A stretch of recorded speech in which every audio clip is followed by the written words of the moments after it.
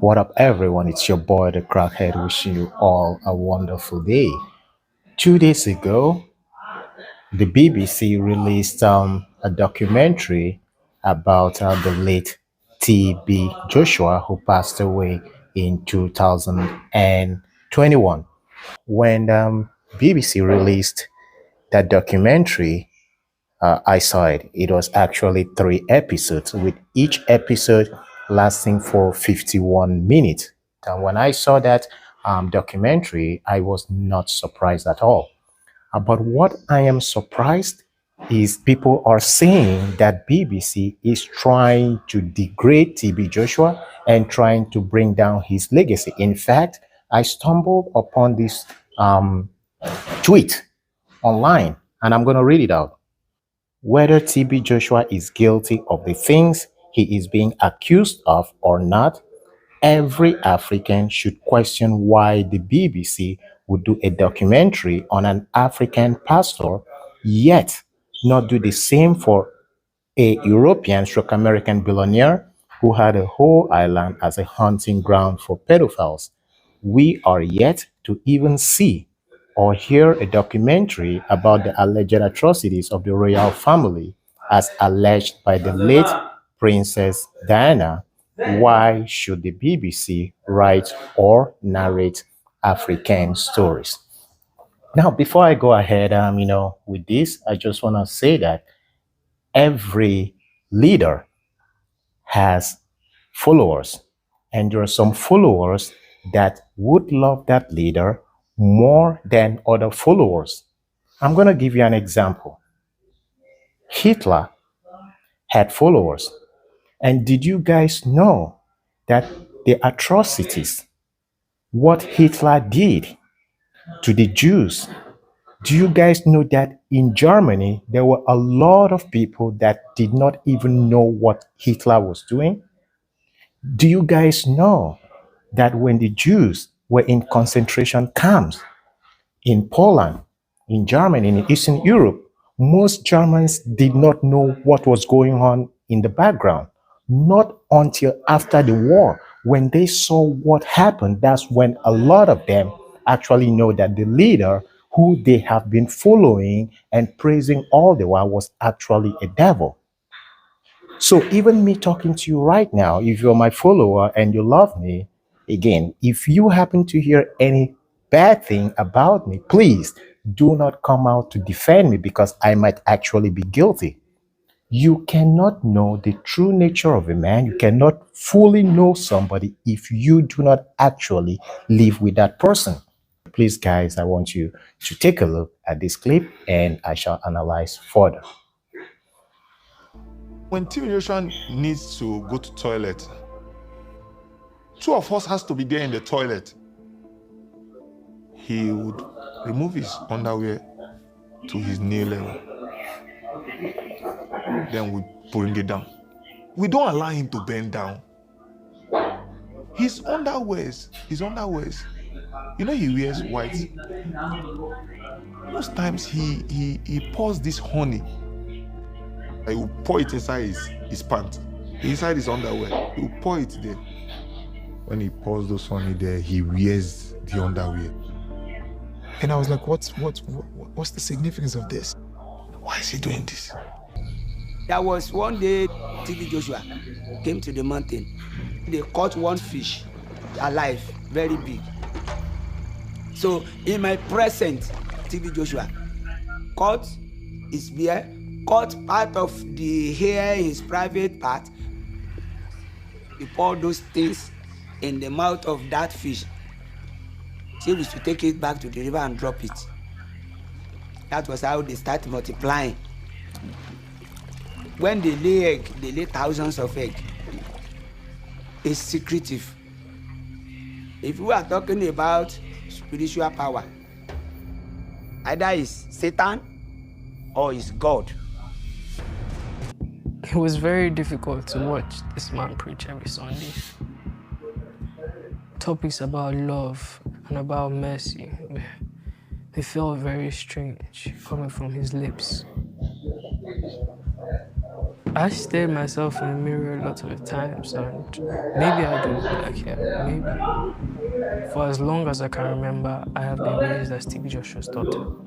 I was in primary school, was made to move to the disciples' room.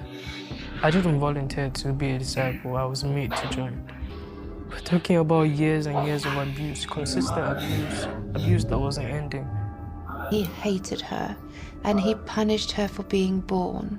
Her existence was probably the biggest threat to his reputation. I didn't know I was joining a cult. I thought I was joining a church. All of us just so innocent in how we went into this thing, and when I look at like what he turned us into, I wish it had never happened. I wish I'd never gone there. I wish those things had never happened. And not just to me, to everybody. I lost my sense of reality. I became TB Joshua's puppet.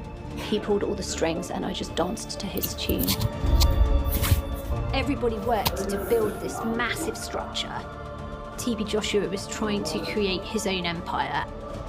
Behind the scenes, you've got a workforce with no pay. We were a machine around him. He wouldn't have been able to do it without all the disciples. He had a grand plan. Not all disciples knew what was happening. It was a secret. He told me personally, when he remembered what these white people did to our forefathers, that it hurt him.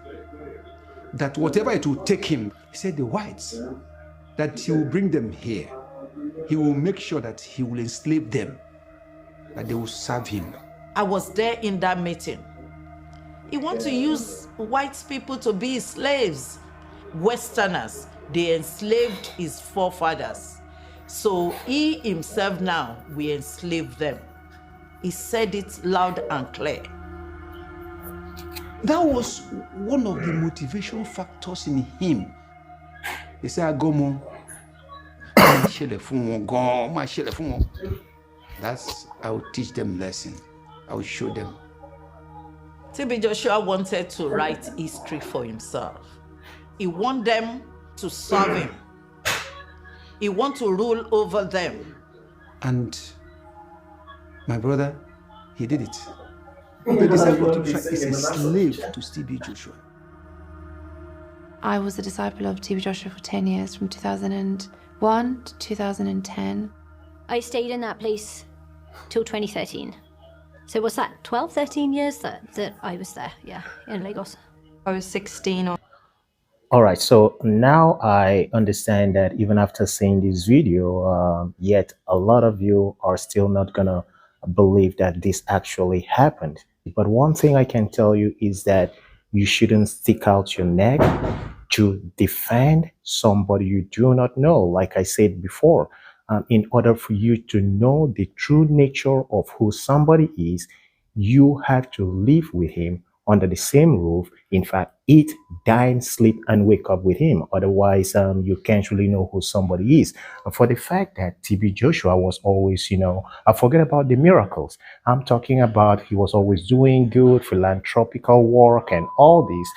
If you watch the full documentary, these guys who gave their own report and their testimony said he was doing that to cover up the nasty and the bad things he was doing. And my prayer is this: to those of you who are still defending him, probably his followers, I would pray that the things these people went through the hands of TB Joshua, none of you should go through it. Because then, if you actually go through these things, maybe in the future, nobody's going to believe you, since you do not want to believe these things actually happen. You can listen to men of God, you can listen to preaching, you can listen to your pastors, but understand that they are flesh and blood, and because they are humans, they are prone to errors. What TB Joshua did was bad. You may not want to outrightly condemn him, but do not go against the stories and the reports and the confessions these people have made in these documentaries. Remember, we're talking about a man of God. We're talking about a pastor, not just a politician. A pastor, somebody that was supposed to take care of God's flock. but he went about doing this. So let's leave Christianity out of this. Let's focus our aim on the moral aspect. Like, these were humans involved. These were people that, in fact, they came to him just because they wanted to receive some certain kind of miracle or blessings, or to make their faith to be renewed in God. But instead, they met things that they couldn't even understand was possible. To everyone out there, well, again, even though TB Joshua is dead, but the things he did, the things that happened while he was alive, it's something that those who are alive and who witnessed it, they will never forget about it. It's your boy, the Crackhead, wishing you all a wonderful day. Bye for now.